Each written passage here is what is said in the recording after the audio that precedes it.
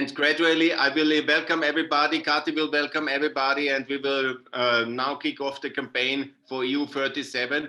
I'm very happy, Mykhailo, that you are part of this initiative and you lead it actually, because you are a very famous journalist in Ukraine. I'm very happy that you interviewed me many times and that you participate now. This is very, very good. Thank you very much. Good afternoon, dear colleagues. Good afternoon, Mr. Fehlinger. It's really a great honor to participate as a moderator in your event, an event which was organized by Vienna Goes Europe. So I'm sure that this event will be a very fruitful and controversial to the general aim of EU enlargement. And you just recently has organized such a beautiful debate about Ukraine's EU future, which was so successful, and it's something we all want to say very loud, Slava Ukraine, and support Ukraine for victory, and also to join the European Union. That is our aim, and that we will achieve together. And I'm confident with Vienna Goes Europe, we can achieve that. Mr. Fehlinger, one more remark. I just want to stress that this video also will be published on the MediaInform TV channel, which covers approximately 4 million people who lives in Odessa region, so Odessa and suburbs of Odessa. And also it will be published on the Free Georgia TV channel, one of the leading TV channels in Georgia. Also, 3 people are supposed to join, one from the United States, Mr. Ren Charpentier, Pavel Chandra from Odessa, member of local parliament, and Nikolai Spiridonov, a prominent Ukrainian expert, is also supposed to join us. They are all very welcome and we are very much looking forward. But first of all, let me say, we are in full solidarity with this beautiful hero city of Odessa, European Odessa. You belong to us and we stand in solidarity with you. And I hope that the situation will be calm there and you will be fully integrated in the European Union. And that's what we are fighting for here from Austria, from many other countries here in the European Union and in the enlargement countries. We want you to join the European Union and to win this terrible war. Thank you very much.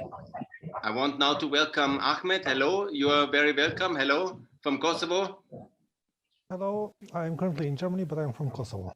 Very good. You are welcome from this beautiful country. We just came back, actually, Kati and me. We are at this moment, we are coming back 1 hour ago from the Republic of Kosovo, also to promote EU membership. I see also Zoran is here. Yes, I'm here, yes. You can switch on the video, it's nice to see you. And also Tassilo, we are very much welcoming everybody who is joining us at this debate. There's also Aaron coming here, very good. Hello. Tassilo, where are you from? Zoran, where are you from? Oh, I'm from Skopje. From Skopje, from amazing. Bravo, Macedonia. Yes. We want you in the European Union. That's amazing. We'd like to join you. You want to join the European Union? Yes, definitely. Very good, Zoran. You are very welcome. That's really very good. Aaron, where are you from? I'm from America. Oh, bravo, America. Thanks a lot for your support. Yeah, you are so important for us, our ally from America. We are very grateful that you join us. Thank you, sir. Are you supporting Ukraine in European Union? Yes, of course. Very good, very good, excellent. That's very good. That's a great support, and we are looking forward. I see also Tatiana is joining. Very good. Welcome, Tatiana. We can't hear you. So everybody is gradually coming in. That's very good. We are looking forward. Can you hear us, Tatiana? No. Yes. Very good. Tatiana, please introduce yourself. You are from Ukraine and from America. That's perfect. Yes, I'm originally from Ukraine, now professor at the University of Illinois, and currently in France for a 1-year sabbatical. Very good, very good. And you are also for the Economist for Ukraine, very active in America to already work for the reconstruction of Ukraine. Yes, among other things, yes. You are very welcome in our debate here about the future of the European Union, of EU37. and of the campaign which we are kicking off actually today to bring everybody in the European Union. And that's my question. Tatiana, you're supporting European Union from America for Ukraine? Yes, I think it's a great goal for Ukraine to aim for the EU to make available. You know, Ukraine should very much be part of the EU. Very good. That's the direction we all have. I want to ask Zoran, you're in favor of the European Union? Macedonia wants to join? Yes, definitely. Definitely. We are waiting to start the negotiations. Very good. Ahmed, tell me, Kosovo wants to join the European Union? Of course, as soon as possible. Very good, very good. Now we are starting immediately already to kick off the campaign. Our president, Kati Schneeberger, from the Vienna Goes Europe Association, and also a very aspiring politician from the Green Party in Austria, from Vienna, is now making a presentation, and we are looking very much forward to your contribution. I was just to welcome also Pablo Chandra. Hello, Pablo. So we are getting more and more on this Zoom call to kick off and to coordinate the debate. Hello, Pablo. How are you doing? Yeah, it's fine, thank you. Where are you from? Just tell me. From Ukraine, Odessa city. Very good. Are you in favor of Ukraine joining the European Union? Yes. Very good. You are very welcome. We are all here very much in favor of Ukraine joining European Union. You are among friends and we are welcoming you very much. Now I would like to give the floor to Kati Schneeberger. Please tell us about the campaign, your vision for a united Europe and how to organize everything. A warm welcome to all of you. One moment, I will share something with you. Kati was now already in Kosovo, in Ukraine, in Georgia, in Albania, in Macedonia to promote this campaign. She's just coming back from one of her trips from Macedonia and Kosovo. Now, Kati, the floor is yours. Do you see the presentation? Yes. Yes. Okay, good. I would like to present our concept for a Europe-wide event before the EU summit on Sunday, the 23rd of June. As many cities as possible should participate. Action should be organized in the countries that want to join, but also in EU member states. The diaspora or pro-European organizations can organize an event with other partners. This can be a rally or just a small activity in which the participants promote the EU enlargement. It can be an activity for their own country, or as planned is in Vienna, support for all accession candidates. Every city should post photos of the event or make video messages on all on social media, and should be used the hashtags #EnlargeEU and, for example, Ukraine in EU or Albania in EU for the different countries they want to support.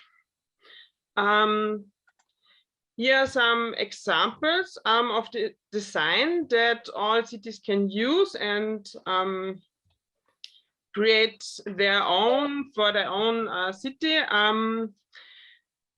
They can adapt. We organized a similar action a week before the Russian invasion in Ukraine. There was an activity in over 30 cities at the same time to show solidarity with the Ukraine. Here you can see the map, and it's planned to create such a map also for the activities on the 23rd of June. The 19th of June. Should take place at the 19th of June, and the summit is on 23rd. Yes. Okay. This is a short impression of. That's excellent. That's excellent. That's a very important European initiative.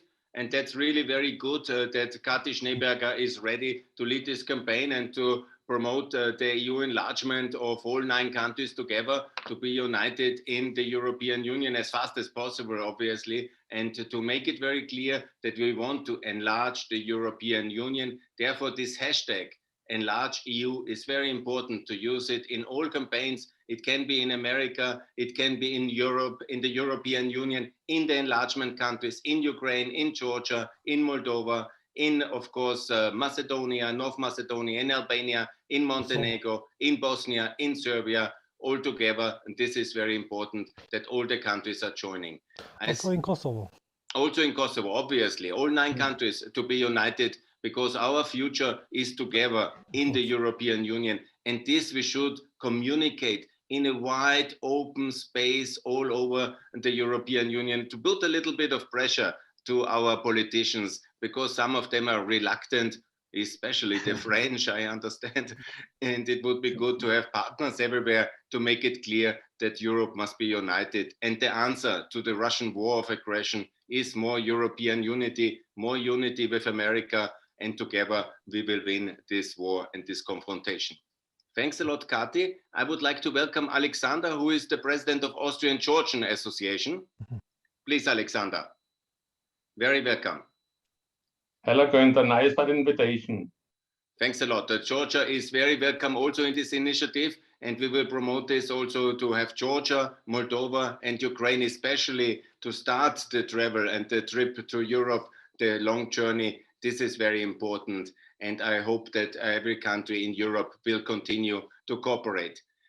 Please, Mykhailo, maybe from your side, how is the situation in Ukraine today, and what's the situation? I hear it's very heavy fighting, and of course we are in full solidarity. Can you describe the situation? How do the people envisage the campaign to join the European Union now? Thank you very much, Mr. Fehlinger. Again, it's a great honor to participate in the moderation of the discussion and to have this event on my TV channel in Odessa. Basically, the station in Odessa, fortunately, is relatively calm, even though Russians occupied the Kherson region, but I'm sure that the Ukrainian army is gaining more strength each day due to the valuable help which our American partners provide to us. So soon, I'm sure that Ukrainian army will be able to fight back our territories which were occupied and invaded by Russian forces. Obviously, according to the last polls which were conducted in Odessa, majority of the Odessa residents, they in favor of European integration. So more than 70% of Odessa residents, they in favor of European integration, and about 55% they in favor of the integration to the North Atlantic Treaty Organization.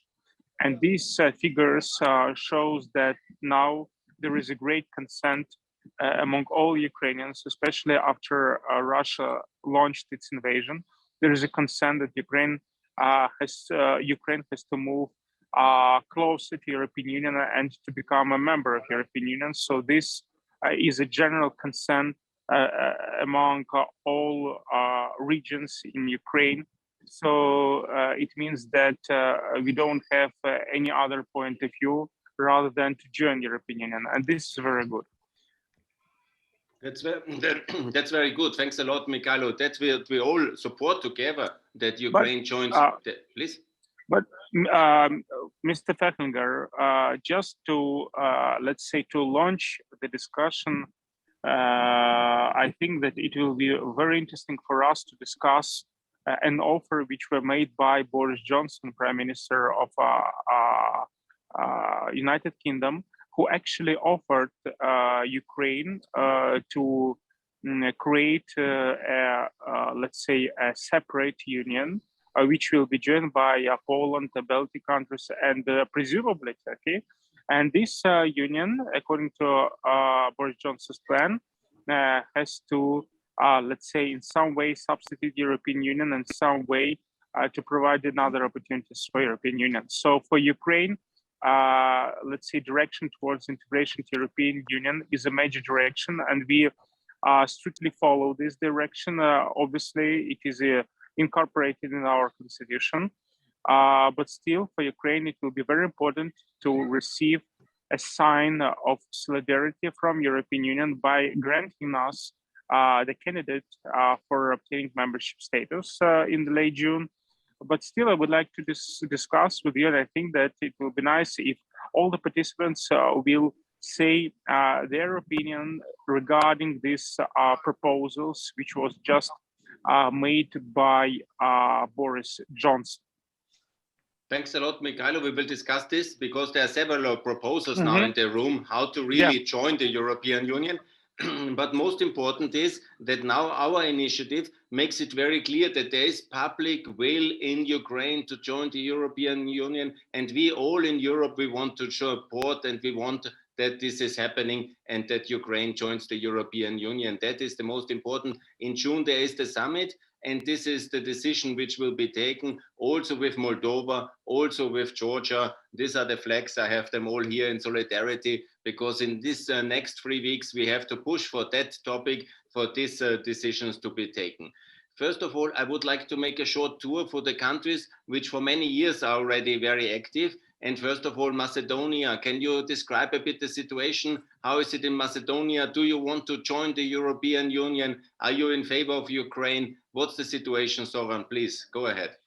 Yes, we want to join the European Union, and we are in favor of Ukraine and all the countries to join the European Union that are currently waiting.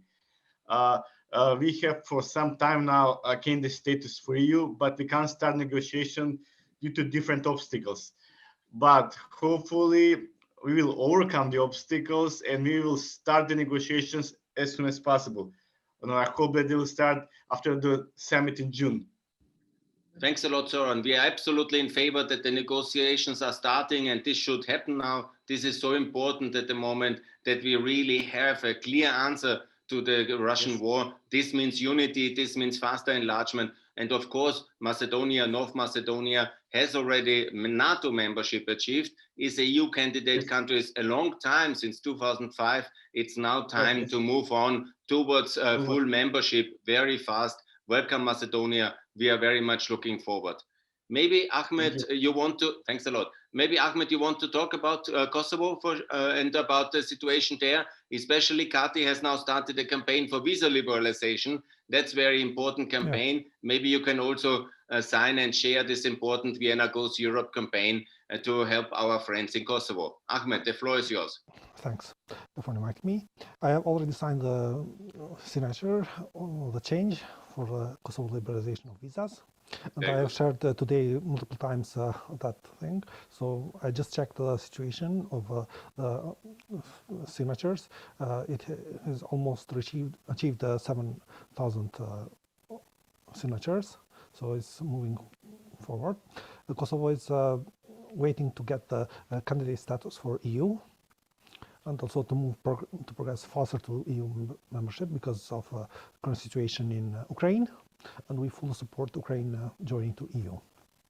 Very good. Welcome, Kosovo. We are very much looking forward as well. We had a wonderful trip now there, and this is really very important for us to have also visa liberalization and also recognition. And also, let's never forget, this was the last time NATO went to military action to liberate Kosovo. And many of us, anyhow, I think I can say it like this, we would like to see very much military support for Ukraine much stronger, because we have helped our friend in Kosovo. We should help our friends in Ukraine and have a no-fly zone over Ukraine in order to stop the Russian aggression also from the air, because this is what Ukraine needs so urgently. It's a military cover from the air, from NATO, and we did it for Kosovo. We should do it for Ukraine as well. Thanks for Kosovo now. And now I would like to give to Georgia. Alexander, tell me, are the Georgians in favor of the European Union? Does Georgia want to join the European Union? For my part, I can say Georgia enjoyed to go to the Union. But the most politics is now to help the Ukrainian people. Ukraine and Georgia are friends all the time. And the politics is what they have the same problem with Russia. They also want to the NATO. But I think the most of them want to go to the EU. Very good, and they are very welcome. Also, Georgia is so well prepared already. Regulatory alignment is so progressed, and the people are so much in favor of EU. And we really have to welcome Georgia now very fast at the EU summit on the 23rd of June. This is really so important. Thanks a lot, Georgia. And now I would like to also welcome maybe Tatiana, you want to say something from the American perspective? Or maybe Aaron? I would prefer to just listen. You know, I'm very supportive, but I want people from their respective countries to have more of a chance to speak. So I will just listen. Very good. The economists, they're already preparing a major master plan. Actually, it's a very important initiative which Tatiana is doing, a major master plan where the leading American professors of economy are helping already from the drafting how Ukraine can be reconstructed, integrated, developed. And this is very important initiative. Thanks a lot for that. Aaron, maybe your perspective from the American side, because you are so keen now to support Ukraine and all, of course, Kosovo, Bosnia. Without America, there would be so much terrible things happening in Eastern Europe, and you are really helping, securing, and helping so much, and we can be just very grateful for your support. Aaron, maybe your perspective. I think the actions on the battlefield will determine a lot of, I think just the outcome of really anything. I don't think that there will really be any negotiating or between Zelensky and Putin. And I think, so I do think that airspace is, I am in favor of it. I wasn't at first, but I think that more and more as the war goes on, just doesn't look like it's going to end. So I think before we really talk about EU integration, which I'm completely in favor of, I think that we have to wait and see how things play out on the battlefield. Absolutely, Aaron, you are 100% correct. Of course, the war must be won first, and we have to support Ukraine much more. America is doing tremendous things, has already budgeted $54 billion US. That's an enormous amount of money, and this really American generosity wins now, and it's really very important. Thanks a lot. Also, Europe has done a lot, but we could do more in the coming weeks, and we will do. Tomorrow, by the way, there is the EU summit. 13th of May is the next EU summit where the heads of states and leaders will come together. To give you an outline, it's the 6th sanction package which is on the agenda. That means the big issue if there will be embargo for oil. We have the problem with Orban from Hungary. He is very much connected financially with Mr. Putin, and he is blocking this. Yeah? And we have a really serious problem with him. I have called the Ukrainians already very often, and I do this again. You should cut physically the pipeline to Hungary to squeeze Orban and not to let him profit from the business. It's much better to put this initiative from the Ukrainian side, because Orban is unfortunately more with Russia than with Europe, and that's a big crisis for us. But tomorrow at the summit, there will be very good decisions, I'm confident. And then we have another 23 days of action and activity to promote EU enlargement and also to support tougher sanctions, because I'm also in favor of gas sanctions. We should stop to buy anything from Russia, anything. And of course, also oil, of course, also gas. And we should be fast, we should be decisive, because our Ukrainian friends are dying and they're fighting like heroes, but we are sending money to Russia. This is absolutely crazy. And so we have to make an absolute embargo of all trade with Russia. And we have to do that very soon. And I hope the next 6 weeks we'll see a lot of American pressure on European decision makers that we achieve this, because I've studied all the enlargement phases of the European Union, by the way, and each single enlargement since the start of the European Union in 1950 and 57 and 73 and 86 and 81 and 2004 and 2013 and 7. Every time it was America who has supported us in enlargement. And you have always dealt with the French, because the French have always been against enlargement. I don't know exactly why, I have some suspicion, but this is a really big problem and we have to address it. And only America can systematically address the French challenge, because they have a very bizarre view, unfortunately, in Paris of enlargement. And that's also for the second debate, we will discuss about it, because I'm not so in favor of some secondary membership or some new European political community, which Mr. Macron has proposed, because we don't need a big parking space for Ukraine and for Moldova and for Kosovo and for Serbia and for Bosnia. We need equality of members in the political union, which we have. And of course, this is the most important plan ahead, and that's the plan. So I want to welcome also maybe, yeah, please, who is the next?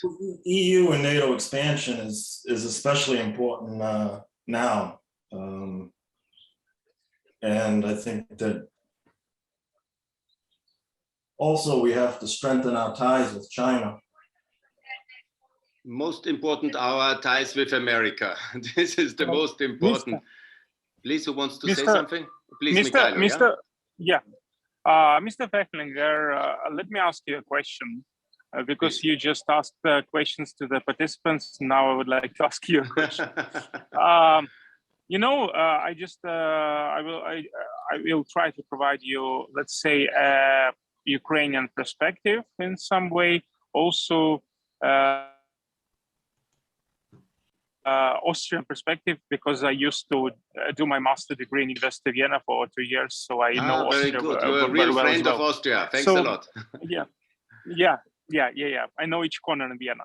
So, Mr. Fehlinger, it seems from Ukraine that there is, let's say, not really a conflict, but some, let's say, different views on the perspective of EU development between Eastern European states and Western European states. And it seems from Ukraine that Western European states, especially Germany and France, they pursue their own agenda, and they don't want to open the doors to allow Ukraine and Balkan countries to enter European Union. And they usually put on the table different questions like corruptions, etc., etc. We know that corruption exists everywhere. Yes. So it is matter of attitude. So it seems to us that France and Germany, they are simply afraid of Ukraine uniting with Poland, with Baltic states and Balkan states. So according to Treaty of Functioning European Union, they will have together the blocking minority to block the decisions of the Council of European Union. So Germany and France will have to encounter the position of, let's say, Eastern European states while they're making their decision. And it seems to us that Germany and France, they are afraid of, let's say, they're afraid of excessive influence of the United States on the European continent. So basically, I think that there has to be a very straight, a very fair conversation between Eastern European states and Western European states regarding the future of the European Union. And this will be the key for Ukraine, for Georgia, Moldova, and Balkan states to join the European Union. We don't want in Ukraine to have the same story as it used to be with NATO when we were knocking the door. At the same time, Putin approached us, invaded several our territories, and we still haven't received explicit answer regarding European Union integration and regarding membership in NATO. Absolutely. It's very important that you become a full member in the political community, in the political union, in the European Union. Don't go in any other kind of directions. Yeah? The European Union for Ukraine, for Macedonia, for Albania, for all countries, because here we have a union of equality. Every member state has the right to vote, to veto, to be a powerful stakeholder. That's also one of the reasons why some countries are a little bit hesitant to enlarge, because then they have to take a country like Montenegro or Ukraine or Serbia or Macedonia very seriously. And they are very seriously. And that's the idea of our founding fathers of the European Union, that we take all the countries and their nations and their people very seriously, and that we build a union based on the copy of the United States. Because Mr. Jean Monnet, he is the father of Europe. and he has created the European Union from the beginning in the light of building a new United States of Europe here in our continent, in the copy of the success of the United States of America. And this is the future together to build this Europe, and I'm to live sure in his that vision. Vienna Goes Europe will. I'm sure that the organization Vienna Goes Europe will repeat, let's say, the nice fairy story of the Action Committee for Uniting Europe, which was chaired by Jean Monnet when he resigned from the position of the head of High Authority of European Council Communities. So I think this NGO, Vienna Goes Europe, has a very unique position by bridging different capitals in the goal to unite the whole European continent. And that's a big vision to follow. That's big footsteps. But the idea is that we build a hub and a network of friends in all countries of enlargement, with our American friends, with our Ukrainian friends from Kosovo, Albania, Macedonia, Serbia, Montenegro, Bosnia, and all countries in the European Union, also with the United Kingdom, to work together and then to build a much stronger Europe out of this crisis, the war, and the challenge from Russia. Because every time the European Union has enlarged, it was as a response to a war, which actually was always a Soviet or Russian war.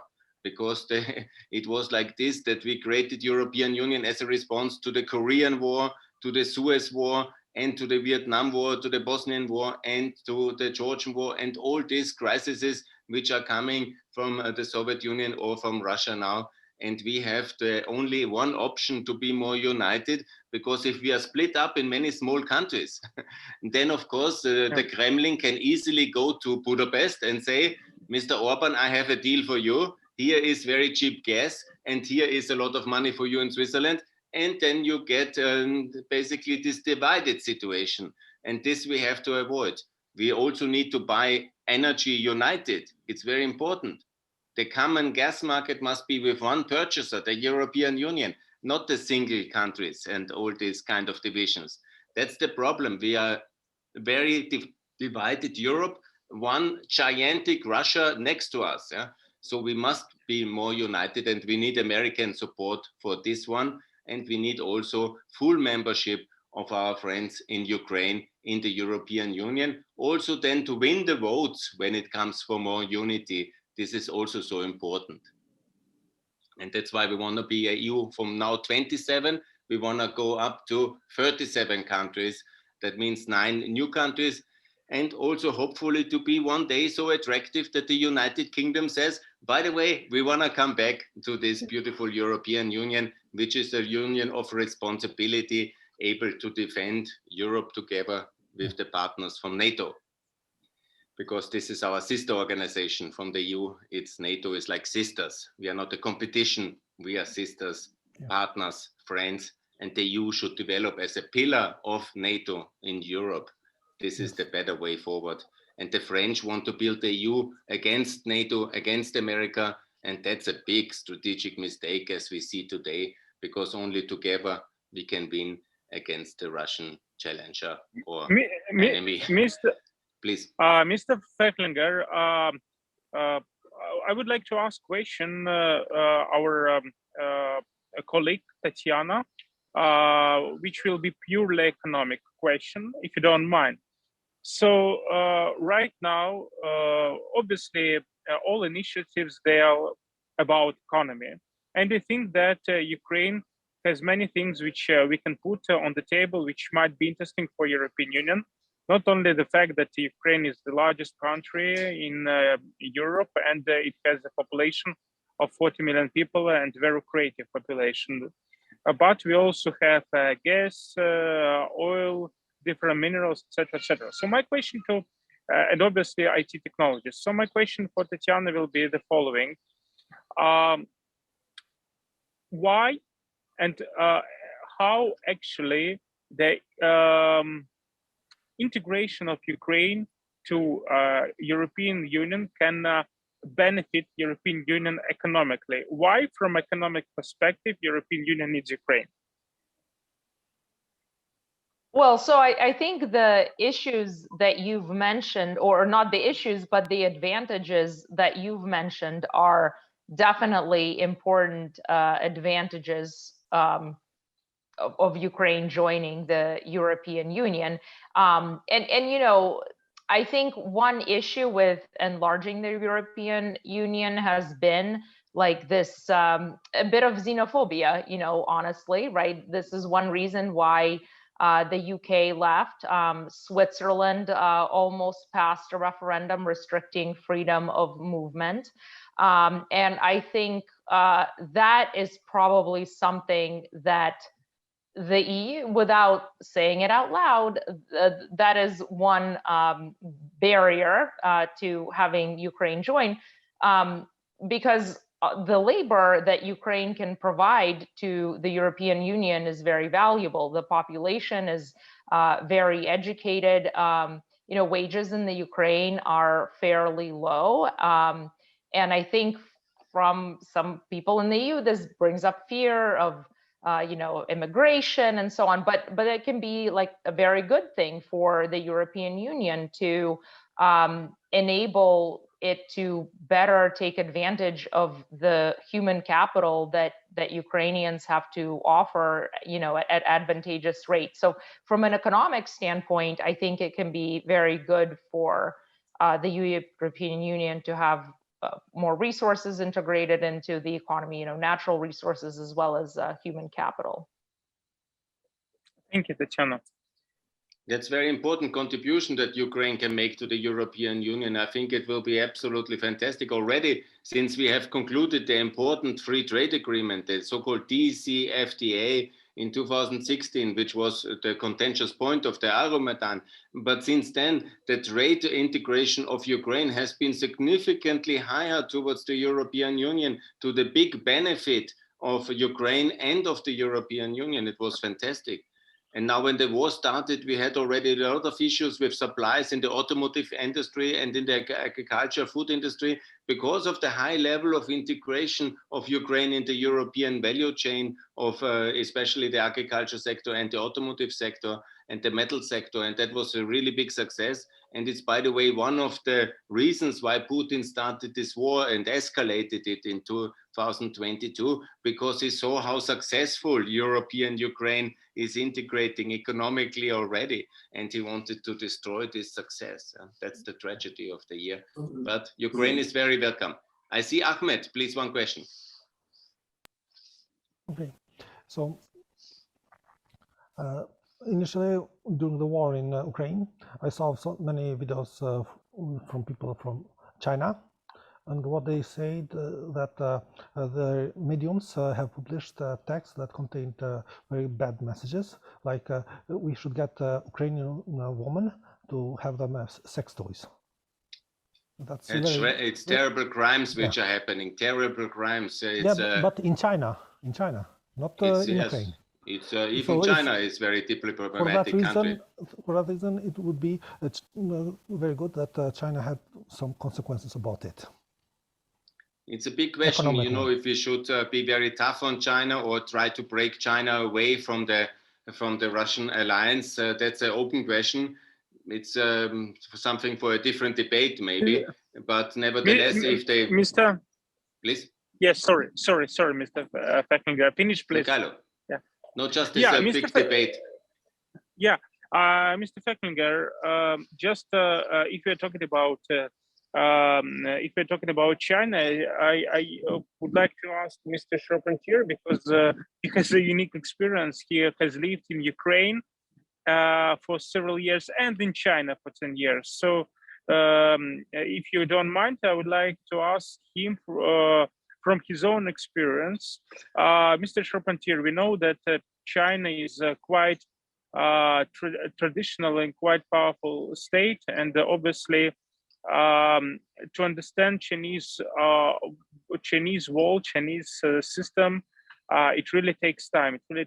So, and obviously, I think that dictator Putin, actually, before he started his invasion into Ukraine and into Georgia, he secured the neutrality from China. So it seems to me that we have to try to bring China to the table, so at least not to allow China to be an ally of Putin. And I think that President Biden's administration right now is doing everything in order to bring China closer, let's say, to Western allies in this conflict between Ukraine and Russia. So what can you recommend from your own perspectives? How we can, let's say, effectively work with China? I'm not talking about Ukraine in particular. I'm just talking generally about, let's say, European continent, because China is also a member of Security Council. Please, Aaron, go ahead. I think that it's very important for the EU and for my country to be engaged with China. And I think that the way things are going now between America and China is really it's really holding. I think that first of all, we need to have better relations with China, America, and Europe. And the way to go about that is to show friendship towards China. And I think that the media in America is, I really hate to use the word, and I don't use words loosely, but a lot of it's propaganda towards China, because the reality that I experienced in China, the reality that my friends experienced in China,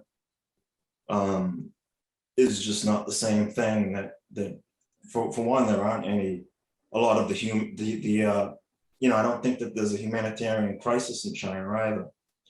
And I think that there are also a lot of freedoms in China that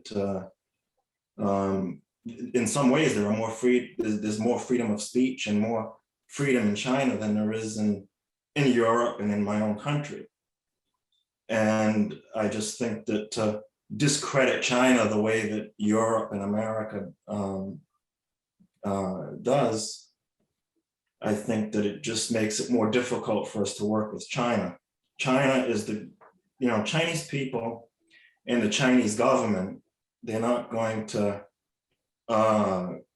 assist us in any way with this crisis if we keep backing them into a corner, which we're doing. And we just keep attacking them. I mean, we're still attacking them as we speak on a lot of issues, humanitarian issues, this issue, that issue.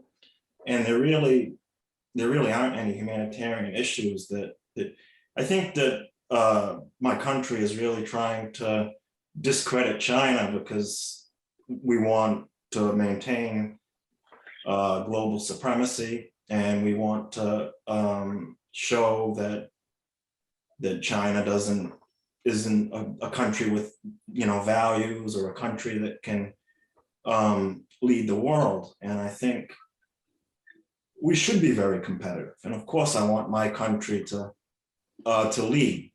There's no doubt about that. But I think we need to just take a different approach, and with China, with engaging with China, and we need to be very competitive. But to discredit China and to do those kinds of things, to make the Chinese government and the Chinese people lose face is absolutely the worst thing you can do. You can, the EU and America, we can criticize each other, but in China, Chinese people are very sensitive towards criticism. And I'm not saying that you can't criticize China, but you can't create a propaganda machine that just attacks China just so that we can maintain global supremacy. So I think the first thing that we need to do is we need to have much closer ties with China, because if China falls into the Russian orbit, then that'll be a really dangerous situation. And Aaron, I completely agree with you, because actually we won the Cold War as well in a coalition with China. After 1918, when China opened up to the West, we integrated China in the world economy from 1918 onwards, the Americans actually, and this was one of the vital reasons why the Soviet Union fell apart. And we should always see that the Russians are the ones with the tanks in Ukraine, waging war in Georgia, in Ukraine, in Syria, against Chechnya, and which have such a very powerful and negative influence against us in America and in Europe with political influence. So the real enemy is Russia. China is not a military threat, and China will not attack Taiwan. China never attacked Hong Kong. China's going to wait, and it's going to integrate Taiwan economically, and I believe that it will finally absorb Taiwan economically, politically, and I believe that China has a plan. They have the date that they're going to really start implementing certain policies that can put that into place. See, that's the difference between America and China and Europe, is that China has a plan for everything. They have a timetable, and everything is really well thought out, and they just they're going to try to bring that into fruition. Yes, that's absolutely true. The real enemy is Russia. We see that in the escalation in 2022, but already the war is raging since 8 years. The enemy is Russia. We have to win against Russia under Putin, and we have to work with different allies to win this. But most important, what is very important, one moment, is also to make an alliance with all countries of Southeastern Europe. And Ukraine has an important role here to play, and especially the city of Odessa has an important role, because you're so close to Romania, to Bulgaria, but also to the Western Balkans. So it's very important that the Americans and also the Europeans together, they give Ukraine a very big role in the future of Europe in the future, and to make also a leader of the whole group of enlargement, and to bring together a more stronger Europe, united of 37 countries.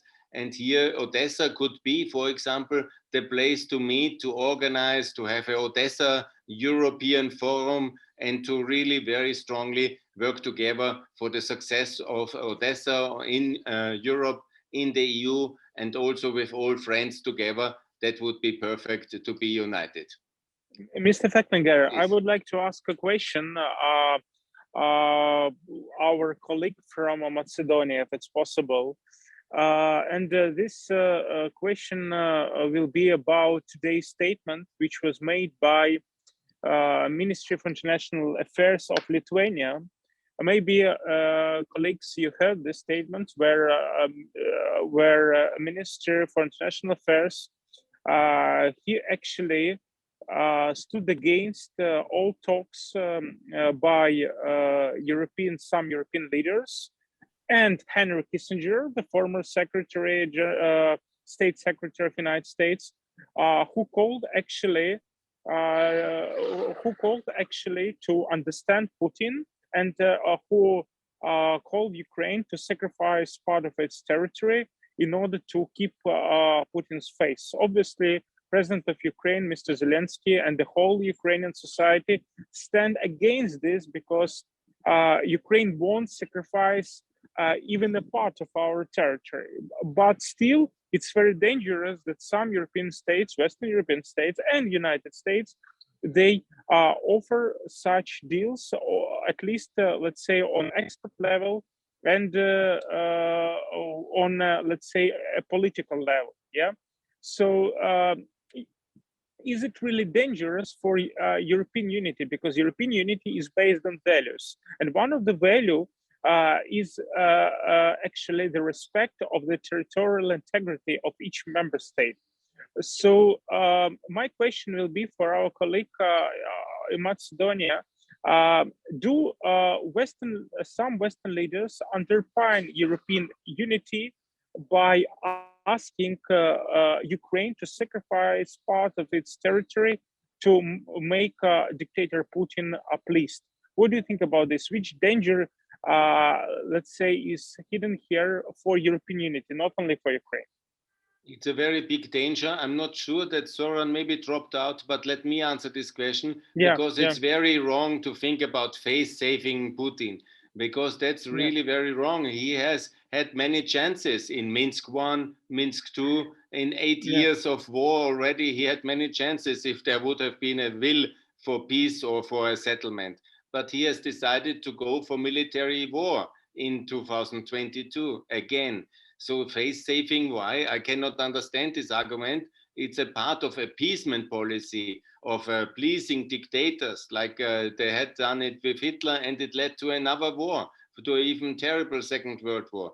So what we should do, and what we should have done already in the times after Minsk II, we should have clearly integrated Ukraine into NATO, built on the Western German model of 1955, when there was clarity in Western Germany joins NATO, 55, and so there was no war, because America and Germany and the whole NATO allies have secured the border with the Eastern occupied Germany.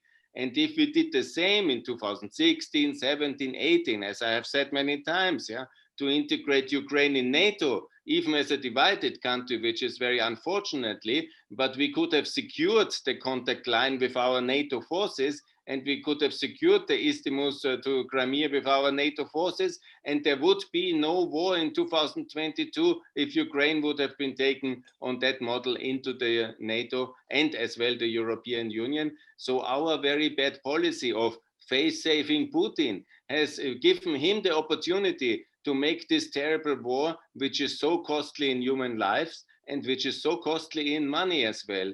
And so we have made many mistakes. And if we now face save Putin, it will just encourage him to make a more war later, and it will be complete disaster, and we should never do that. No, I agree. We can't appease Putin. I think that in his mind, might is right. And again, I'm a man of peace. By the way, I'm a descendant of Charles I of Austria. He's my 12th cousin. So, for me, we are now no longer a monarchy, but it's nice to meet you. And I normally don't share. I normally don't share my personal life, but for the first time, I decided to do it. But so anyway, I believe in peace, but I believe that sometimes we have to fight for peace, and this is a good. This is we're in a crisis that there's really no way out but for Ukraine to win this battle, and I think Zelensky, we all know what happened when Charles I gave up land, right? It's absolutely true. So I mentioned already that you, please. I think the question is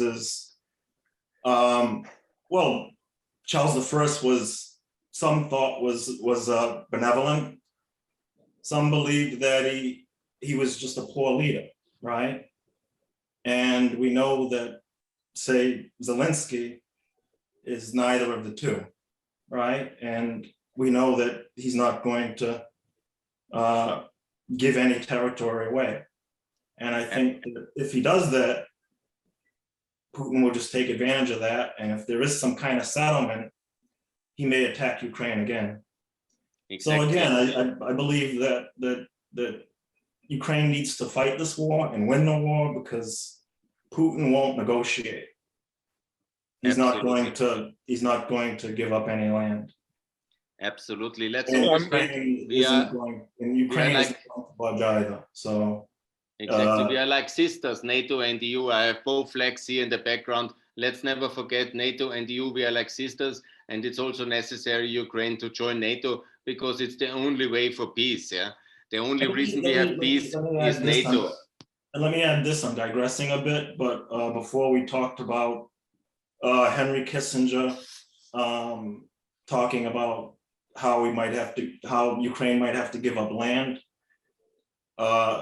before, during a negotiation, but we have to, he's a retired diplomat, right? Most American politicians right now, including Biden, want what the Ukrainian people want and support the Ukrainian people and what they want to do. And, unlike, say, France, right? I understand. Yeah. Mr. No, Fehlinger, yeah, please, Mykhailo. if you don't mind, I would like to ask Mr. Chandra, who is the member of Odessa local city hall, and actually he's the member of European Solidarity, the party of the former president, the fifth president of Ukraine, Mr. Petro Poroshenko, regarding the attitude of their party and Mr. Chandra in particular about the situation which now we have with some of our European Union partners. I'm just talking about France and Germany. So, Mr. Chandra, what is an attitude of your party? Do you expect the European Union to grant us a candidate status in the end of the June? Yes, dear colleagues, first of all, I would like to express sincere gratitude to host for inviting me today to join this conference, and special appraisals should belong to the NGO Vienna Goes Europe for active position in regard to Russian invasion into Ukraine, and especially for active promotion of the Ukrainian choice to join the European Union in the short-term perspective. But some people feel very skeptical about such possibility. I think that such conference like this is a core part of the civil society action. And it's also an essential part of the European discourse. Today, unfortunately, the situation on the European continent has become very dangerous. Here in Ukraine, we see divergent positions of the European Union members regarding future of Ukraine. We feel strong support from Poland and Baltic states, but at the same time, we're not satisfied with the French and German attempt to sacrifice Ukrainian interests in order to save Putin's face. What it means? It means to give up part of our territory if we want to stop the war. So Ukraine made this mistake 8 years ago, and as we remember, we were forced to enter Minsk negotiations, which eventually resulted in the new wave of aggression what we see today. So we will not repeat the same mistake again. And concerning our partners, why are they so sensitive about Putin?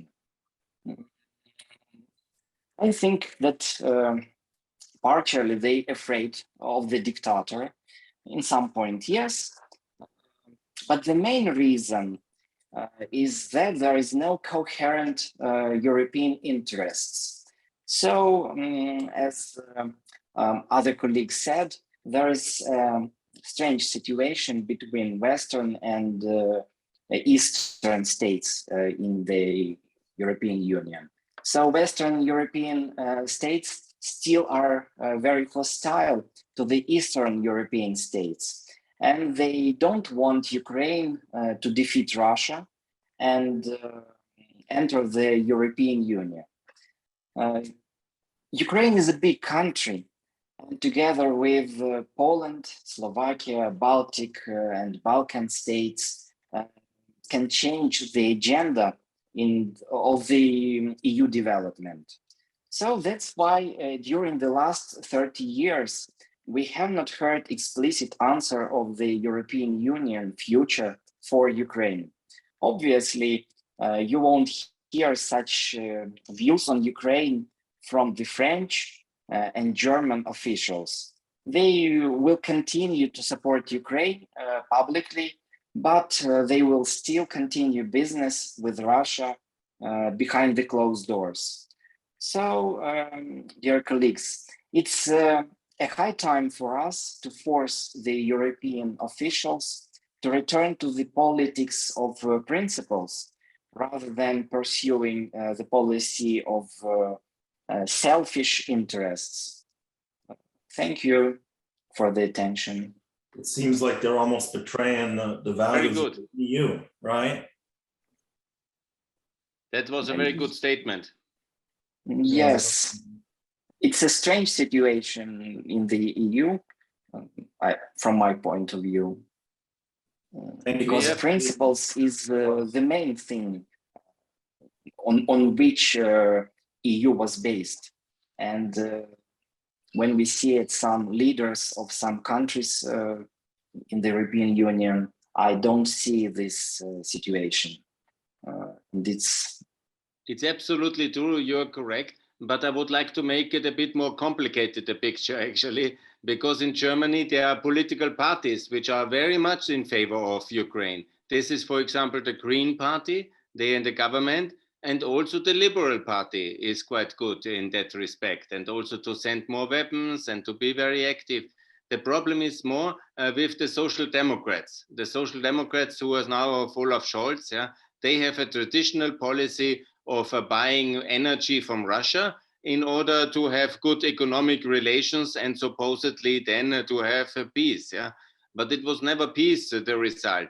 The Russians took the money and they waged war in Africa and Asia all the time during the Cold War and were terrible enemies of America in many, many countries of the world with the money the Germans have sent them.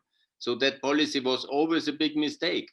And now again, if we would have already in Minsk II confronted Putin very strictly and given kind of no energy policy and no buying anymore because he has invaded Crimea and Donbass, then he would have 6 years less of income to prepare his war. It would have been the much better policy to cut the energy off and the energy purchases. But we didn't do it. We were buying a lot of energy, and he had many, many hundreds of billions of money to buy tanks and to buy rockets. And now we have this big, big war. It's an absolute wrong policy. And it's the Social Democrats very much to blame for that. And we should be also very clear to communicate it to the political parties, not to the countries, because many countries in Europe, which are the people are very positive to Ukraine, in Germany, for example, in Austria.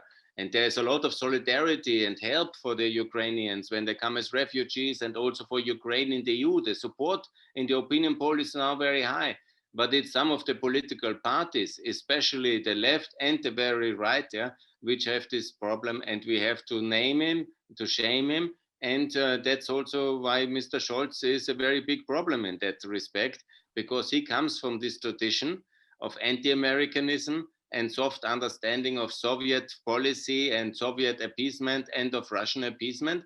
And he is now the chancellor because of this coalition result in the last September, which I'm sure Mr. Putin had also very big support on that one. And we have this crisis with Germany for that reason. Mr. Fehlinger, let me ask a question to our colleague, Mr. Ahmed from Kosovo, regarding the situation in Kosovo, which might be very interesting even for me as a citizen of Ukraine.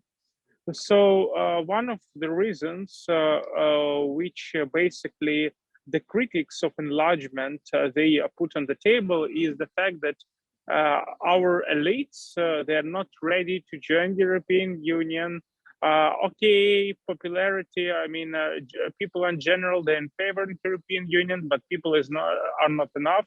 The question is about political elite. They're not ready to play according to EU rules, let's say, I'm not talking about formal rules. I'm talking about, let's say, informal ways of, let's say, the code of principles of the policy is different.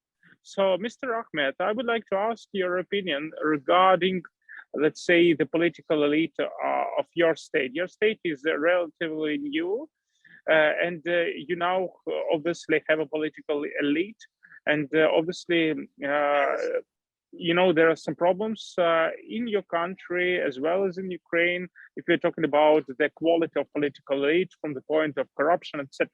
So what do you think? Is it really an obstacle for our country? Is it really an obstacle for our countries to join the European Union? The fact that our political elites still have to teach how to act according to Western standards, or the fact that we will join the European Union can boost the quality of our national political elites and their let's say, kind of statecraft. What do you think? Ahmed, please. Thanks for inviting me. So initially, I supported the current political party to win this election. So we changed totally the political scene in Kosovo. And then on last days, we had some arrests of corrupt people in Kosovo. And also we have some journalists from Ukraine in Kosovo. So we welcome people from Ukraine to Kosovo to stay there, because in Kosovo there is no war currently, thanks to NATO. So it is good to be members of NATO together. The good thing in Kosovo, for example, there was a lot of corruption after the war in the beginning. Yeah. But what happened now, there was a movement, which is like a green center-left-wing movement. It's called Vete Vendosia. Yes. And the prime minister since 2 years is now very active, and he has cleaned up the government very good. And all the businesses and all the people say the corruption has significantly decreased. Yeah? So this is really a big achievement, and it is a sign that also in a complicated country with a complicated history of governance, you can have a major progress if there is the public will to clean up the government, and then you find the right politicians, and then you clean it up with modern help of digital government. Like Ukraine has made a lot of progress actually with the digitalization of the government structures, and the reputation which everybody has in Western Europe, in Paris, that Ukraine and Kosovo are very corrupt. I can say that's actually not true, because the reality is that the digitalization and the efforts in the last years has tremendously improved the transparency of the Kosovo and of the Ukraine government. And the reality is much better than the reputation. And we have to tell this story to the politicians of Western Europe, because there is major progress thanks to digitalization and new transparency. And that's really very good. Congratulations to Kosovo and to Ukraine, actually, in that levels of land register of people, everything on the handy, on the telephone, the smartphone, the administration. This is really tremendous progress. Yeah, let me speak. I worked a lot to bring these people to the government, because I knew that they will be better for Kosovo citizens. Thanks a lot, Ahmed, for your effort. Yeah, for this, Kosovo reputation increases. Very good. Mykhailo? Mr. Fehlinger, I would like to ask a question of our colleague, Mr. Tassilo. Mr. Tassilo, yeah, I think you hear us, yeah. So just please give a sign to hear us, yeah? Yeah, okay, fine. Mr. Tassilo, I reckon 6 months ago, before actually Russia launched another aggression or another act of aggression towards Ukraine, there was an article published by our ministry, Mr. Dmitry Kuleba, who published his article in a very famous, well-established journal, Foreign Affairs, where he urged the West to reject the concept of post-Soviet area as a part of a Russian sphere of influence. And he urged this to do 6 months prior to this big war. So what do you think about this concept? Can we say for sure after Russia launched this, let's say, large-scale invasion, that European Union is ready to reject this let's say, post-Soviet area concept, and is ready to consider Ukraine, Moldova, and Georgia actually as a part of a European sphere of interest rather than Russian sphere of interest?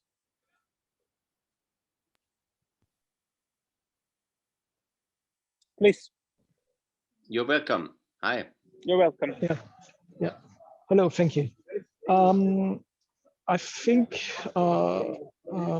it's the problem is the reality what Russia wants, and I think we have to build a strong will over the entire Europe to build now a new constitution that will be the answer to Putin. That will be that. We must want this, a new constitution, and there is not, I think, the will in the entire European Union to change contract of the European Union. There's a lot of different the North European, like for example Sweden or Poland. They don't want to have to change with the majorities, to change the treaties. And I think that the answer to all this of the behavior of Russia must be another answer of Europe. But it will be very complicated at the moment.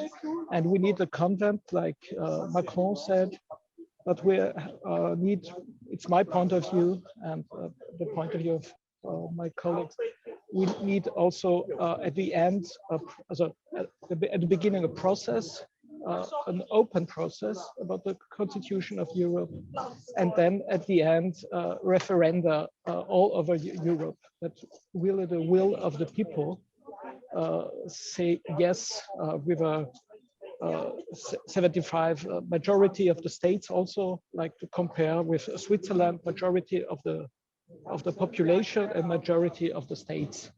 And that will be, I think, the strongest answer to stop Russia now, because the project of Russia now is Novorossiya, you know, this project.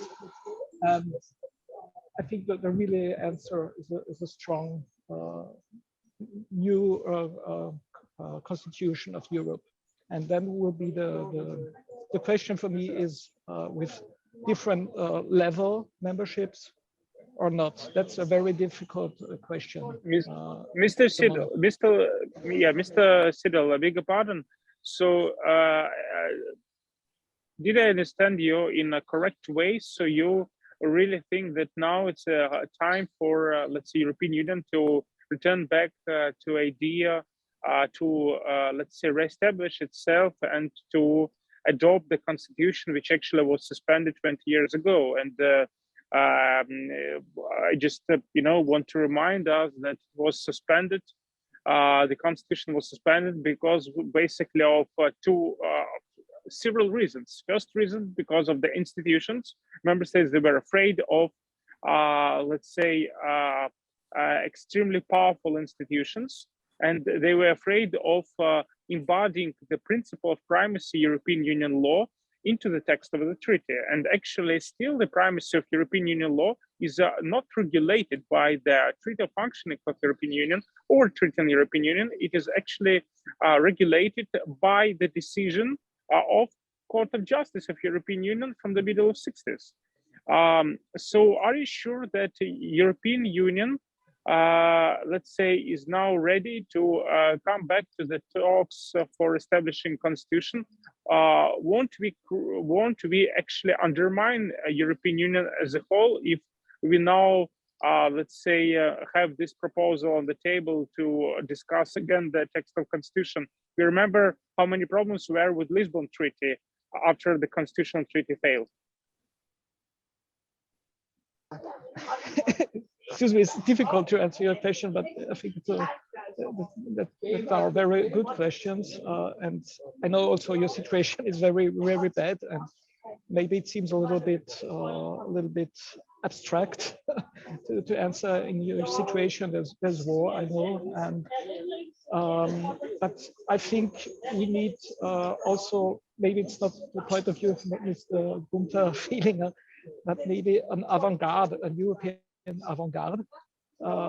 That's more, and to do more integration, because I know there are parts like Poland and I think Sweden doesn't want more integration. So we have to build more integration with the people of Europe, the part of Europe who wants to have more integration, and for that we have to have more discussions, more broadcasts, more radio, etc. And also what the people, the European people, sovereign wants really in Europe, because I think the major problem is that the sovereigns of Europe, they are not included in the process. So I know it's a very difficult process, but for a lot of people, and you know this from Austria, the European Union is very far away for a lot of people. They live in a different world.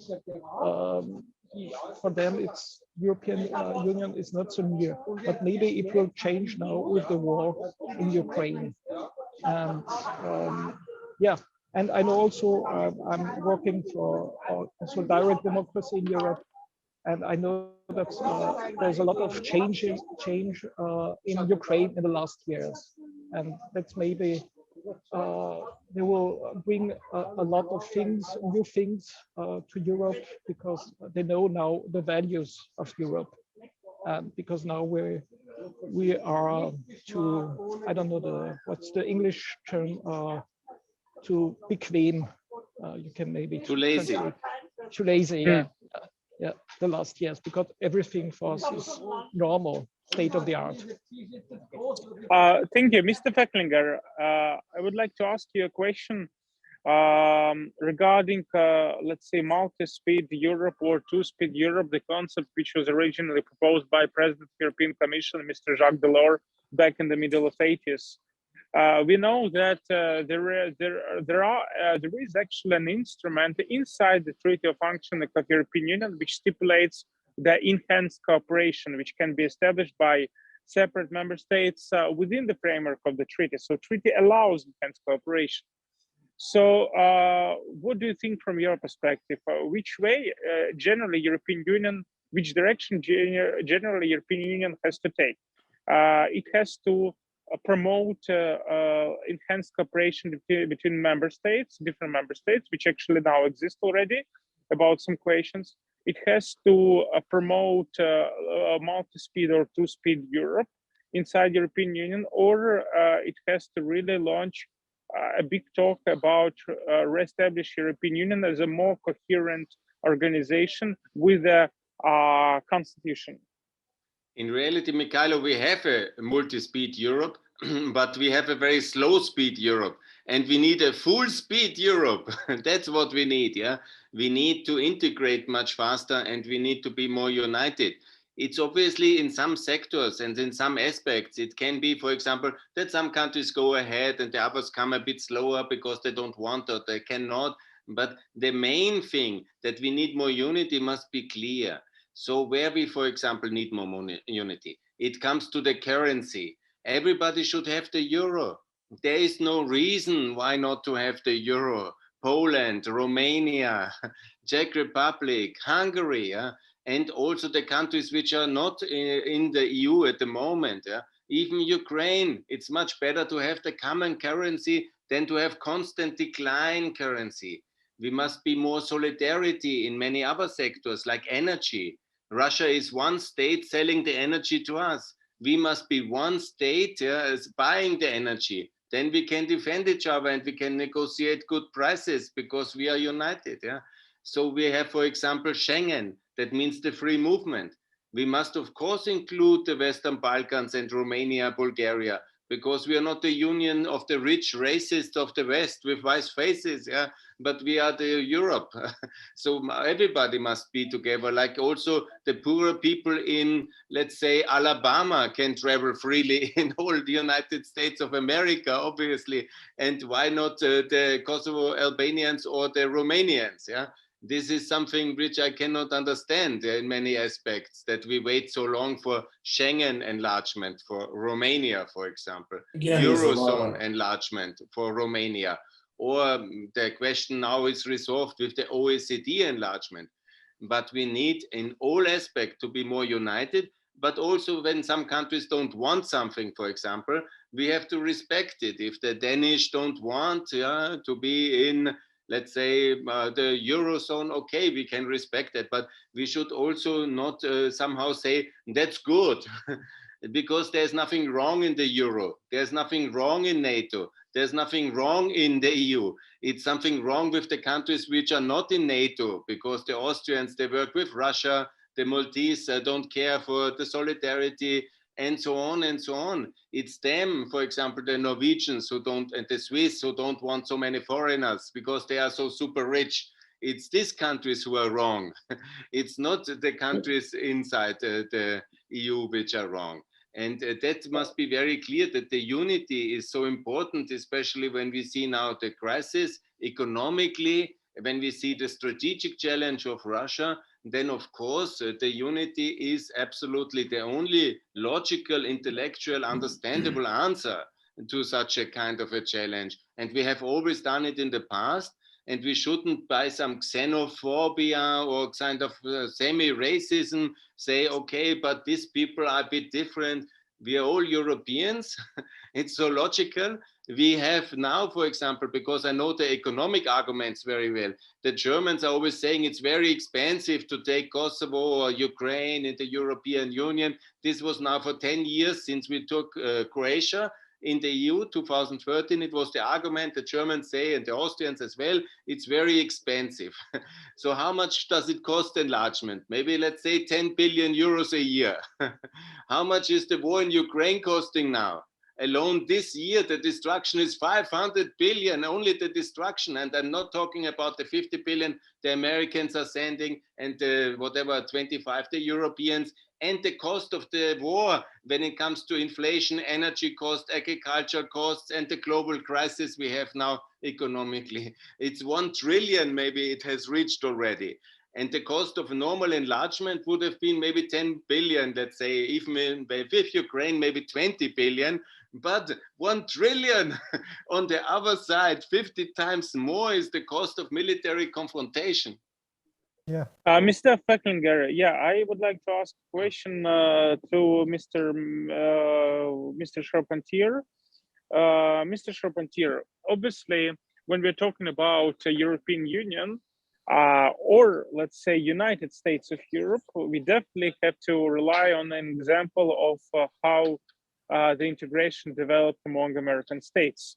Let's say from Articles of Confederation back in the end of 18th century till the creation and signing of the Constitutional Treaty of 1887. Yeah. So we know that there are different legislations, some local legislation, state legislation in the United States. There are, you know, all 51 states of United States. They have different origins. Yeah, some of them was private states, some of them were crown states, etc., etc. So, and still there are some differences among member states of the United States of America. So how actually, or what do you think, what helped American states to overcome all obstacles in order to keep this alliance, in order to keep this balance, to maintain the big and powerful connection in the form of United States of America? I think these lessons can be very valuable to our discussion and generally to the European Union integration. Well, let me talk about culture, because we've been talking a lot about xenophobia, right? And in America, each state does have its own unique culture, right? I'm from New England, and we're very close to New York, but geographically, but culturally, we're very different from New Yorkers, right? We're very different from a lot of southern states, but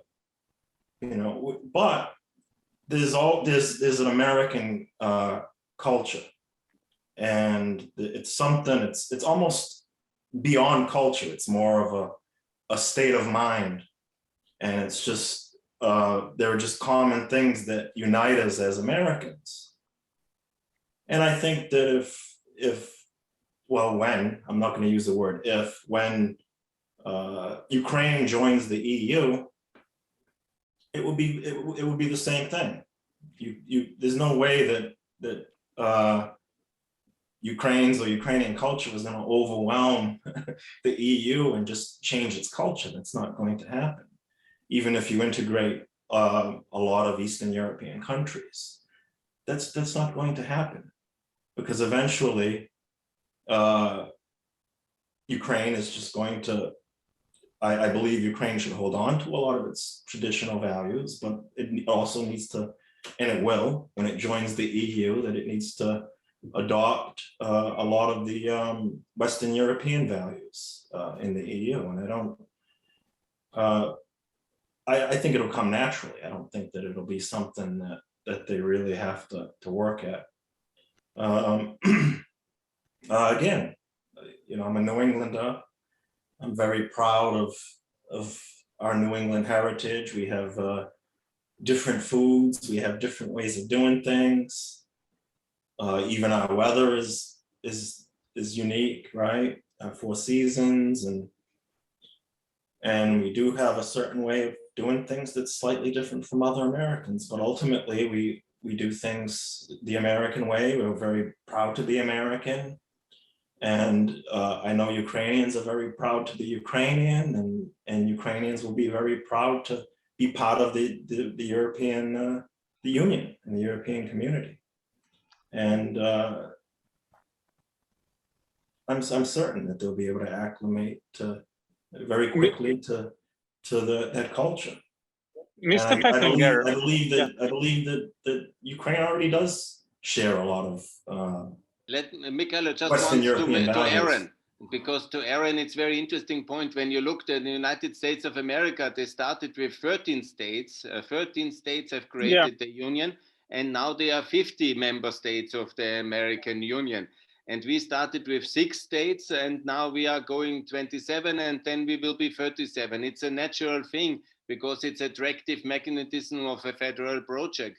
And it took a long time for 50 member states of America, because I remember Oklahoma and Texas and Montana, it was not started like this. It took a long time, and it was always a very big decision when taking in the new countries, who will they vote for? Because there was a big debate in America, in that case about slavery, but about other issues. And it's also in Europe a big debate, because the question is always, who will Ukraine vote for? Will it vote with Poland? Will it vote with Germany, with France? Yeah? And we are in this debate, obviously. And the French are very not in favor of letting new countries in the European Union, because they think that all the new countries which are coming now, like Ukraine, Moldova, Georgia, Kosovo, they will more or less vote more with the Germans and with the Polish, yeah? And not with the French. And that's one of the reasons why we have this delay in enlargement. Kosovo, I mean, they'll also, no, again, I'm sorry. Kosovo will vote together with Germany because we are together. But France decides its own will. Yeah, the French are blocking the countries, and then later they are angry that the countries don't like them inside. Well, Mr. Fehlinger, please. Yeah, please. What is the question? Yeah, Mr. Fehlinger, actually, I wanted to ask you a provocative question. You know that obviously European Union played a very wise game in terms of Serbia and Kosovo. We know that there used to be obviously historically very tense relations between Kosovo and Serbia, and there is only one way how Serbia and Kosovo can live, let's say, live together with a friendship, etc., being part of European Union. We know this, and both Serbia and Kosovo, they have a very strong impetus for their development and for the peace, let's say, regulations, the relations inside the European Union, or if they want to get to European Union. So my question, provocative question, will be to you. So now we have, let's say, dictator Vladimir Putin, who is in charge of Russia, who converted Russia into the chauvinist dictatorship, and he suppressed freedom of speech, and he brainwashed Russians' brains, you know, during the last 20 years. But there was a time in the history of Russia, after the collapse of Soviet Union, when there was a minister, Kozyrev, who is actually now in the United States, lives in the United States. There was Mr. Haidar, other politicians in Russia who actually wanted to integrate Russia inside the European Union and inside NATO. And I'm sure that if Russia in the 90s would be, let's say, closer to European Union and NATO, it would allow to keep the democracy in Russia, and not to allow former KGB officers to take power in Russia and now to represent a threat to the whole Europe and also invading Ukraine. So do you think that it was actually a failure of NATO and a failure of European Union at that time, Western European states at that time, not to keep Russia closer in order to help itself to transform and not to allow dictatorship to emerge in this country, you know? Thanks a lot. First, to the question about Serbia and Kosovo and Bosnia, they are complicated, but the answer to all the crises we have is the European Union.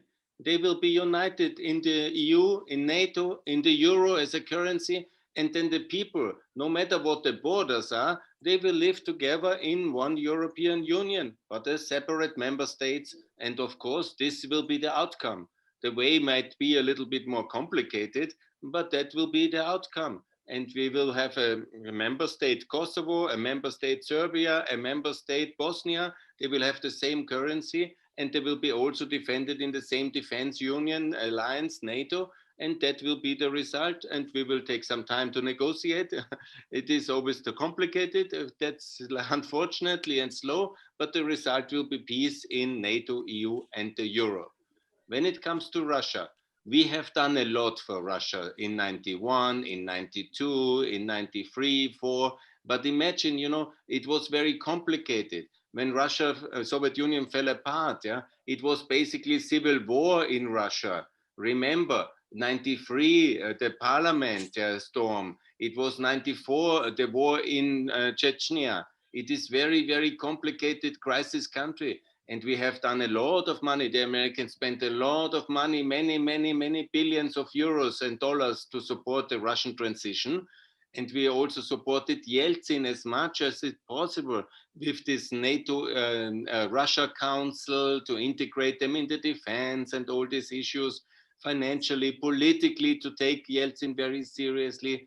But unfortunately, the KGB, and they have hosted this kind of coup in 98 with the ruble crisis in August, where the economy fell. They stole a lot of money from the IMF with the Svimaco scandal. And then the whole kind of counter reaction of the KGB came, and they plotted to have the coup in Russia, basically to put Putin to power with all the apartment bombings and with the Chechen war, with the second one. And also they were from day one trying to get the control of Ukraine again. Remember Mr. Chernobyl and all this the crises around him. So we are in that situation.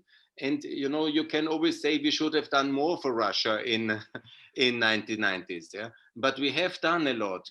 But sadly, we lost this civil war inside of Russia between the liberal reformers like Nemtsov and Haidar on the one side, yeah.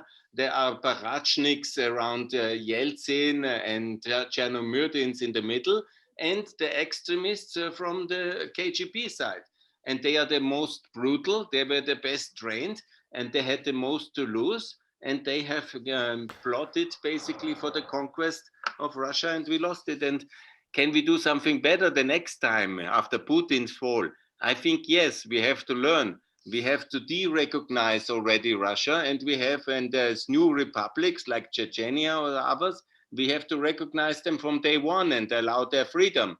Because Russia is, as we see it now very clearly, it's bent for conquest, it's a brutal colonial power, and they are now trying, of course, with military force to impose themselves on east of Ukraine, and this is something they will do again and again. It will not stop.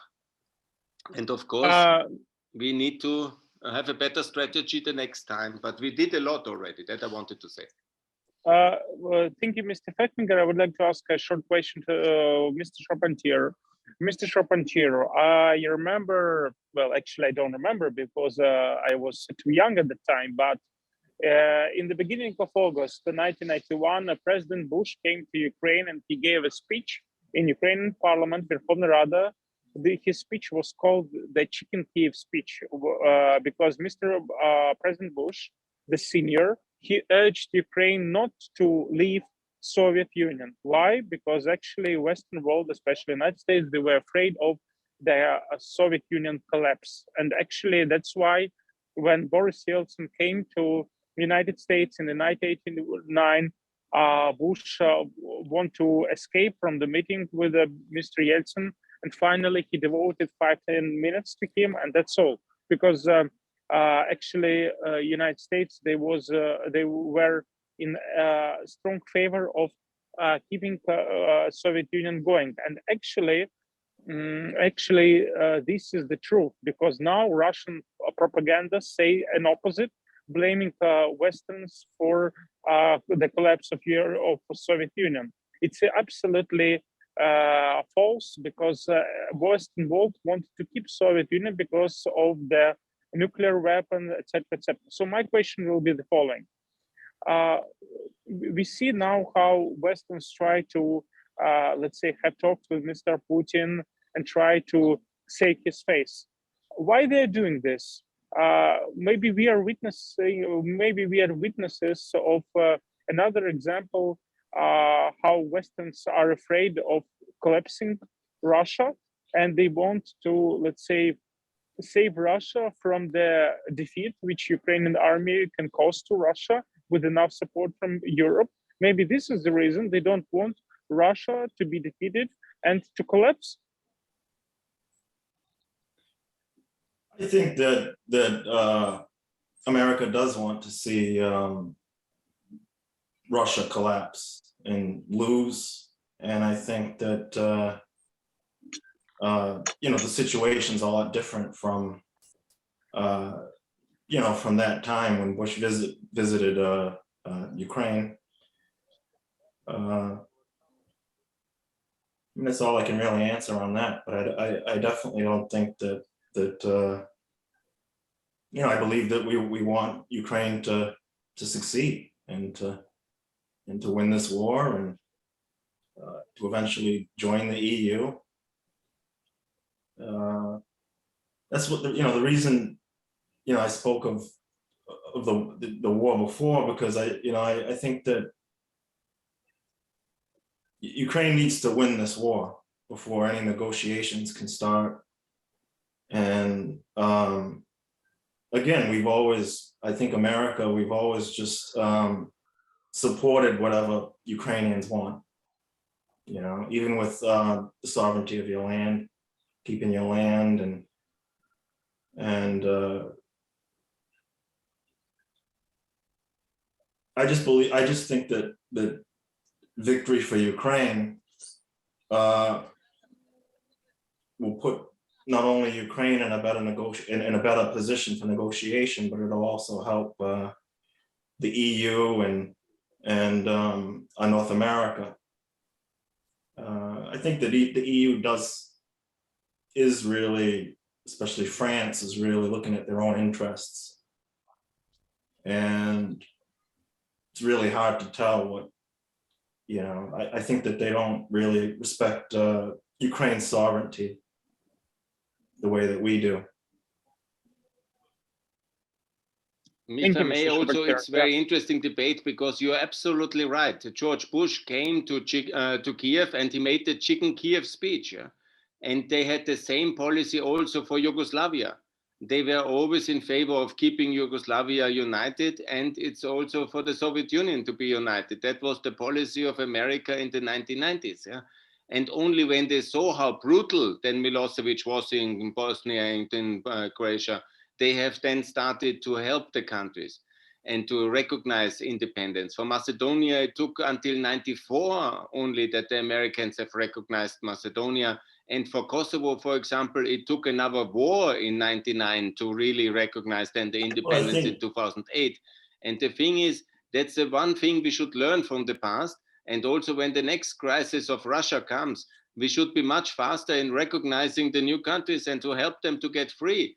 Because one of the crises which we have in Ukraine now, the underlying, and I'm very pro-American, not Aaron, don't get me wrong, but one of the problems is that after the recognition of Ukraine, there was not so much support for independent Ukraine, because everybody in America and Europe, many people were thinking, you know, we have recognized it, but it's okay if they stay in the Russian orbit, in more or less. Yeah, that was the policy. And there was not the same policy like for Poland or for Estonia or for Romania to really allow Ukraine fully into EU and NATO, because it could have been the same destiny of Ukraine to be like Poland or Romania or Estonia or Lithuania or Latvia.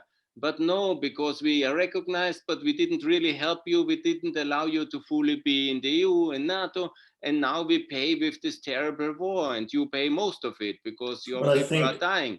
So next time when the situation comes, again, recognize and support much faster and give them a real opportunity to join the free world fully, and not let them into some kind of Russian orbit in order to appease Putin or whatever, Yeltsin, because it's a big mistake and it's very costly in the long run. But I think Americans are really disgusted with the war crimes, and they really, the American people would never tolerate a government that you know, that whose policies don't support overthrowing Putin, even if it means the collapse of Russia.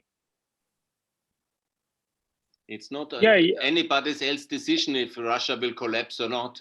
It is when it collapses, we have to deal with it, but we should not support the unity of Russia as a war aim or as a kind of strategic objective. Yeah, if they fall apart, so it will be. Let's work with the constituent parts as new republics, recognize them, and build a better, freer world without the control of the Kremlin, of the poor provinces of Buryatia or Chechnya. These are good people there, and they are living for many centuries under terrible dictatorship of Kremlin.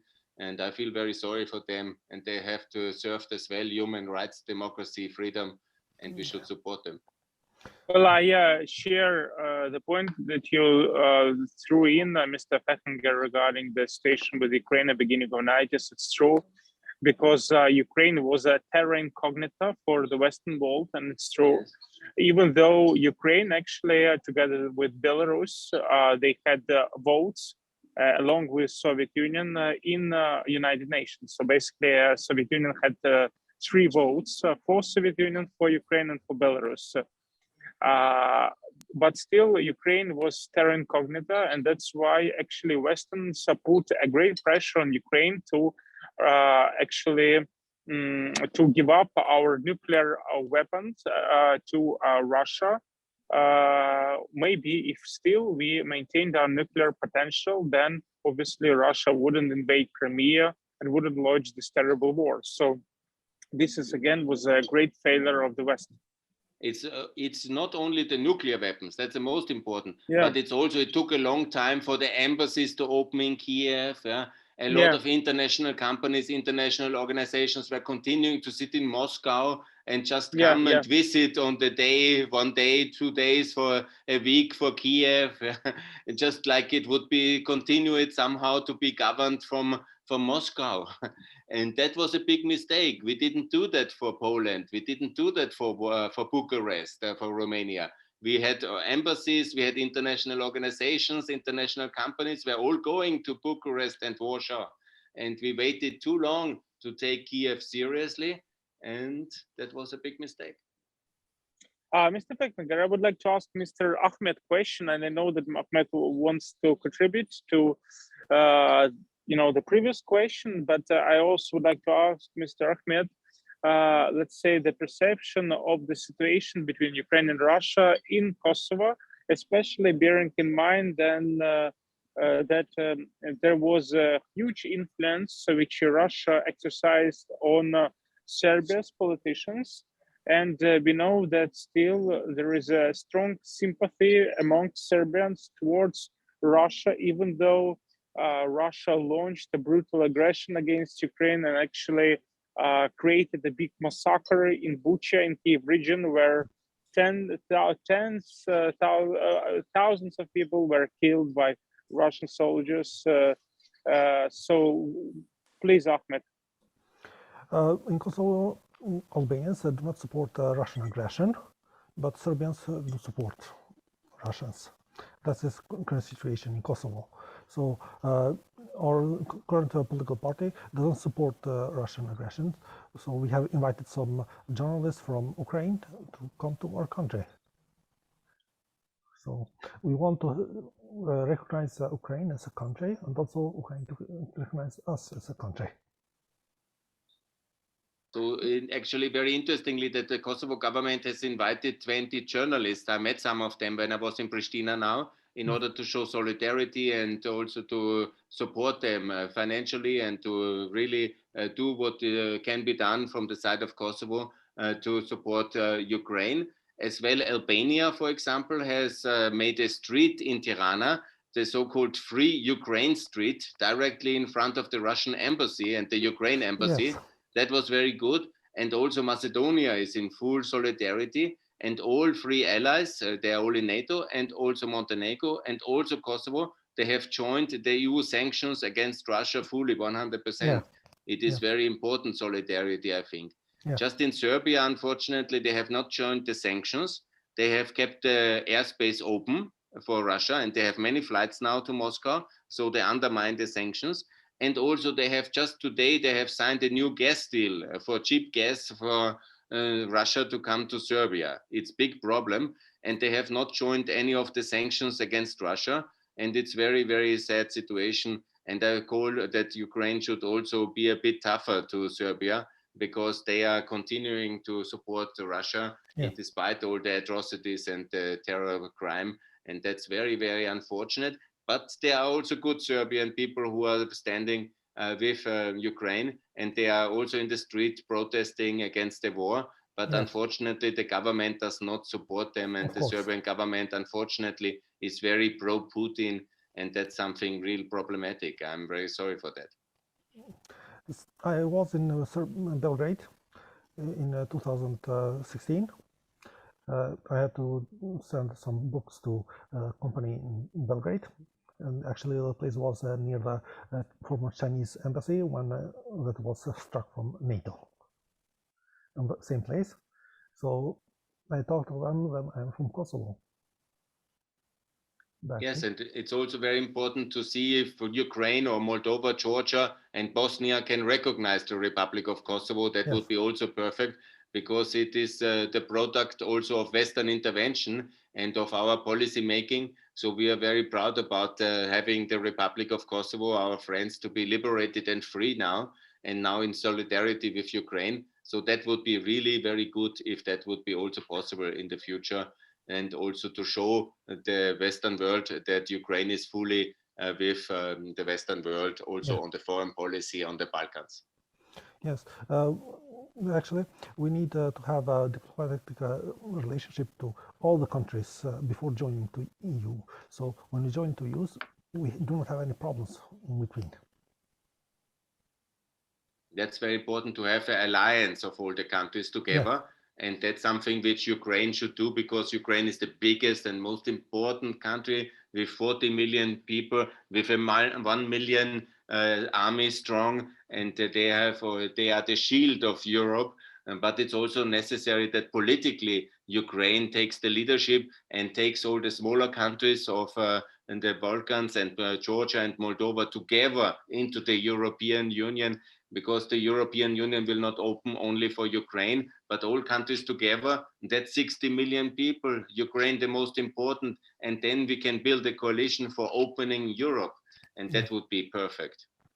And I support also building of underground tunnels to import grain and other products through underground tunnels to Europe.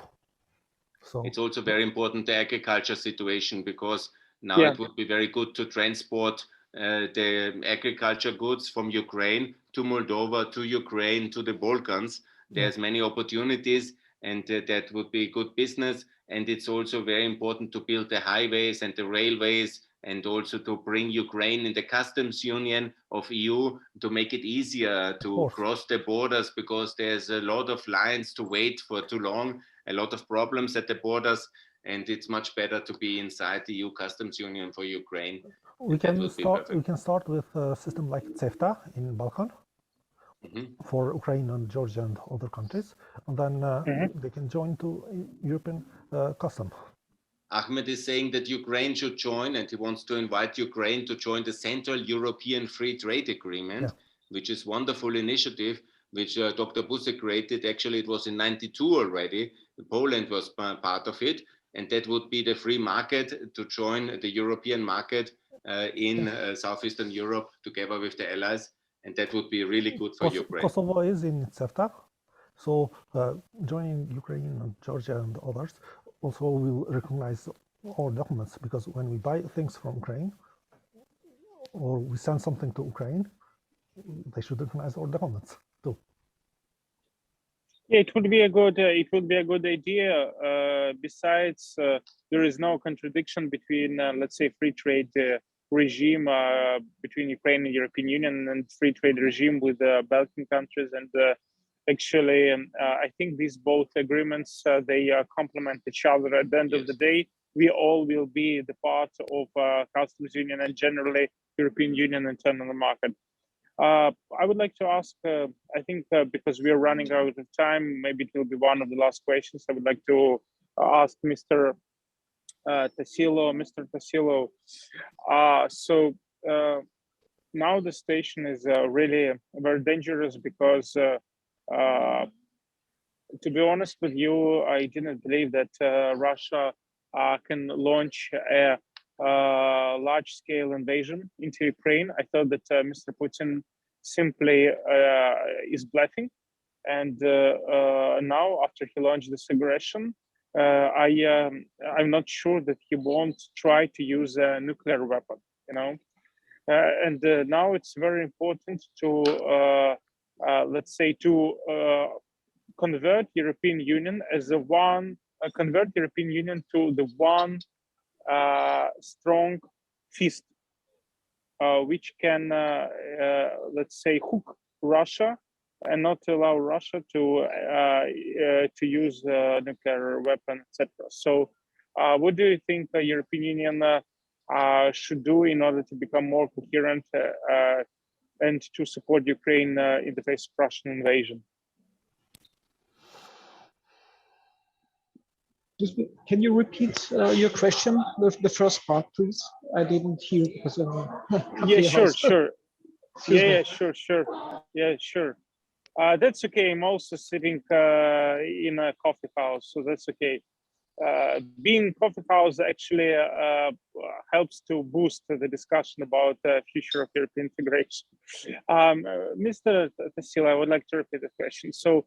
And now we are not sure that Russia, after it launched a large-scale invasion into Ukraine, that Russia wouldn't use a nuclear weapon, especially if Ukrainian army, let's say, will fight back territories which Russia already occupied, because for Putin, this war is very dangerous. If Ukraine wins, then he definitely lose the power, or maybe he will not only lose the political power but also physical life. Who knows? So in this situation, he might use the nuclear weapon. So what, from your perspective, European Union or your member states of European Union have to do in order to convert European Union into strong fist, which can hook Mr. Putin and not to allow him to use nuclear weapon during this conflict? Okay, that's a very difficult question, but I think, yeah. Well, Mr. Tassilo, sorry for interrupting you, but if we want both to continue to sit in coffee houses, we have to find an answer to this question. Really, it's the matter of our life and the future of the coffee. Yeah. Sure. I think we have to build really a strong Europe. That's really the answer. But I know that's maybe abstract at the moment. But I know that also the fear of Europe is that Putin gets out of control. It's maybe more the German Angst, yeah, and maybe the Austrian too. And I don't know if I can really respond to your question. Allow me to answer this question because it's a very good one. And Tassilo, don't worry, there will be no nuclear war. There will be no nuclear war. Because why? Our nuclear weapons work much better than the Russian ones. Yeah, we have much more and much powerful technology in America, and we will not allow this. Yeah, and nuclear war is always based on mutually destruction of both sides. Yeah. And America is very serious protector of freedom of Europe, and there will be no nuclear war. It's just, the threat of nuclear war, because people are no longer used to understand it, because for 30 years we didn't discuss this so much. Yeah? This is like making everybody afraid. And so the Russians very irresponsible and recklessly try to provoke this nuclear kind of threat just to make everybody here a little bit, nervous. Yeah? I understand that, but in logical terms, in real military terms, in strategic terms, you can rely on the American nuclear deterrent to work much better than the Russian one, and nobody in Russia will do any kind of nuclear escalation, be 100% sure about it, and we should not even then somehow make everybody excited about this prospect, yeah? Because nuclear weapons are only defensive weapons of territory in the last resort of a kind of aggression against Russia. And nobody is attacking Russia here, please. The only one who is attacking somebody is the Russians attacking Ukraine, and they shouldn't be there. So there is no kind of theoretical threat even of nuclear escalation. And it's just a wrong debate to even discuss it. And Putin is just exaggerating his own potential and making everybody excited with fear. And we shouldn't fall into this trap at all, because, as I have said, it will never happen. But my question is maybe to you or to all of you. If it's true that Putin is on a religious mission at the moment, or it's just his own propaganda that he will, for me, is a gangster. Yeah, Putin is a gangster, but he will just stay in power with the power of Russian mission, and then that's why this war is so dangerous. It's very dangerous. That he won't stop until he wants to build Novorossiya. And at the moment, it's only a possibility now to go on this war, because if it will stop it, that will be the end of his progression, because then Ukraine will have enough weapons. So that's clear. And now he's trying what is possible to get. Mr.